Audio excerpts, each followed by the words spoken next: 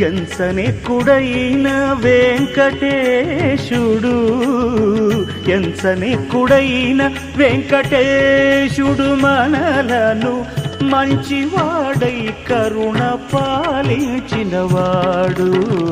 ఎంచనెక్కుడైన వెంకటేశుడు మనలను మంచివాడై కరుణ పాలించినవాడు. కొండలలో నెలకొన్న కోనేటి రాయడువాడు, కొండలంత వరములు చూపేడువాడు. కొండలలో నెలకొన్న కోనేటి రాయడువాడు.